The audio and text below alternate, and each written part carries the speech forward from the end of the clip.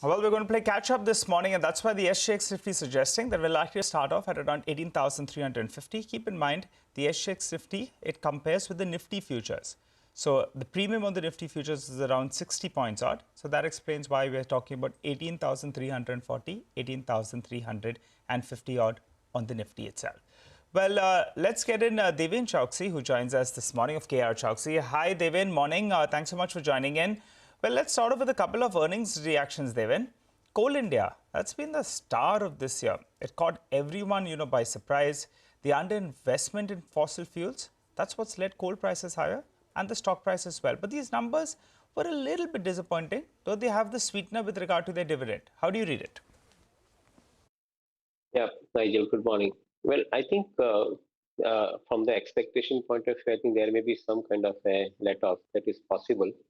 However, if you look at, I think, the volume growth as well as I think the growth driven through the pricing, both of them have basically worked in favor of Coal India as I see it. Going forward as well, I think given the kind of higher amount of volume that the company is now producing is likely to remain sustainable. So from that perspective too, I think the earnings could possibly be driving in the positive direction going forward. Earning growth particularly could be driving in the positive direction in coming period. So I think, and along with that, as you rightly mentioned, I think the dividend remains, I think, a sweetener because the company distributes a good amount of dividend along with. So that way, probably the things could work. However, specific investors only would remain with, I think, likes of Coal India and other PSU companies. So from that perspective, don't expect too much of a large following coming in into the public sector undertaking companies.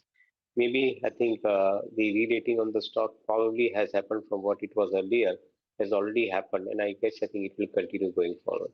Okay. What about Paytm, Deven? The losses for the company have gone up and the pre-IPO lock-in ends on the 15th of November. So lots happening over there. But the number of customer acquisitions have also gone up for them. So things are not that bad. But tell us, how are you approaching the stock now? Yes, Sonia, good morning. Well, I guess I think the views haven't changed. Till the time company shows how they will produce profit, even if they end up acquiring customer at the cost of profit, I think I would not be excited at all. Because in a tech-driven business, I think it is very easy that somebody else could possibly, I think, disrupt you if he has a better money power than you. So one thing is very clearly understood in this case also that even though they have been acquiring customer, even though they have been adding more volume, but they are making business, I think, at a loss. Till the point of time, I think you make money. I think this particular business cannot be bought into the portfolio. That is my clear understanding. And that's where I would think that I think we will wait for more time, I guess, I think if they end up making more money. But otherwise, I think clearly look at some other alternatives. All right. Devin, the two areas, right, which saw huge momentum for the last couple of days is public sector banks, and that continued. SBI, BOB reacting to results, but I mean that kind of sparked off another rally on Monday. The index was up 4%, and then you have these rail infrastructure stocks, RVNL led, but IRCON, IRFC, etc., which did very well. Any thoughts on both these spaces? So fortunately, Prashant, I think public sector banks are now having better liability management side to talk about. On one side, I think they are having lower cost of deposits continuing into their books. On the other side, fortunately, the corporate center buying has started happening for money, both from working capital side as well as from the term loan side. And as a result of which, I think these banks have started seeing traction, they have started seeing growth. And not to forget one more aspect, they have been recovering the earlier provided NPAs into their books. And that is where probably I think the balance sheets have started becoming more stronger going in this period. I would think that given the kind of valuation that they have been and they are currently, there is a scope for re-rating into many of them. And that's where probably I think one could bet with some of the larger banks, including the likes of SBI, which came with a definitely I think good set of numbers and BOB kind of companies. I think one could possibly buy into some of these companies and probably, I think, see the rating happening in the marketplace.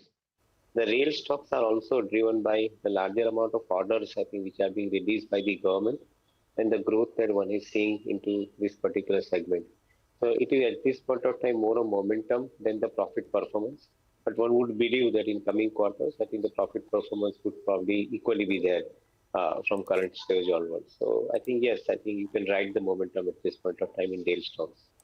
Okay, ride the momentum. I do want your thoughts on some of these path labs, these pathological lab companies. Dr. Lal Path Labs is the one on our list. So I invite you, Deven, to just listen into the conversation that we're having. A quick comment from the management. Dr. Lal's posted a good set of earnings. The key highlight this time was the margin recovery to nearly 27%, which is well above what the street was expecting. Remember, competition is the key problem now.